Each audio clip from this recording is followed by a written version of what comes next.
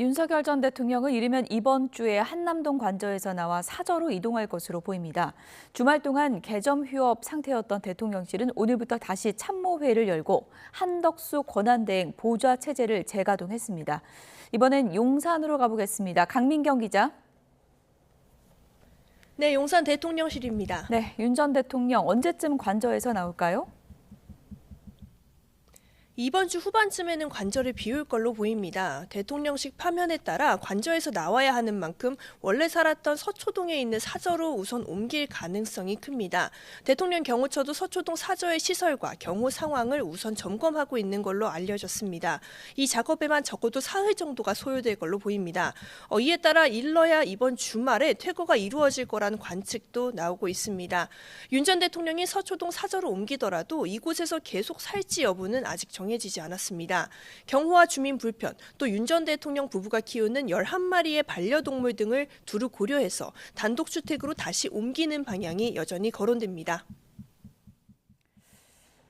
네, 어제도 지지자 곁을 지키겠다 이런 메시지를 냈는데요. 사저로 이동한 뒤에도 이른바 메시지 정치를 이어갈 것이라는 관측도 나오는데 실제로는 어떤 전망이 나오고 있습니까?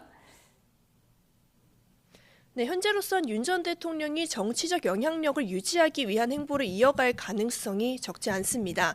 어제 법률 대리인단을 통해 지지층 결집을 호소한 부분과 한남동 관저에서 보수 진영 정치인들을 불러서 차담을 이어간 데에서 유추할 수 있는 대목입니다.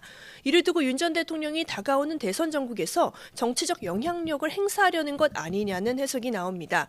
불소추 특권을 잃은 윤 전 대통령이 메시지 정치로 다가오는 수사에 대비하는 거란 해석 역시 나옵니다. 재구속 시도 가능성도 배제할 수 없는 만큼 윤 전 대통령이 이른바 아스팔트 지지층을 결집해서 일종의 여론전 방어막을 치려할 수도 있다는 겁니다. 다만 여권 관계자는 현재로선 추가 메시지 여부를 포함해서 정해진 건 없다면서 구체적 행보에 대해서는 말을 아꼈습니다. 네, 이번에 대통령실 분위기도 좀 알아보죠. 탄핵 선고 이후에 적막함이 이어졌는데 오늘은 어떻습니까? 파면의 충격에서 완전히 벗어나지 못한 모습이지만 업무 정상화의 움직임은 관측됩니다. 정진석 비서실장도 오늘 수석 비서관 회의를 재가동했고요. 직원들도 대다수 정상 출근한 모습이었습니다. 그간 탄핵 기각이나 각하를 바라며 물밑 준비를 해왔던 만큼 충격파가 다 가시지는 않았지만 대통령실은 이제 조기 대선 기간 한덕수 대행 보좌 체제로 완전히 전환할 걸로 보입니다. 윤 전 대통령에 대한 기록 이관 등 현 체제에 대한 정리 작업 역시 속도가 붙을 걸로 관측됩니다. 지금까지 용산 대통령실에서 YTN 강민경입니다.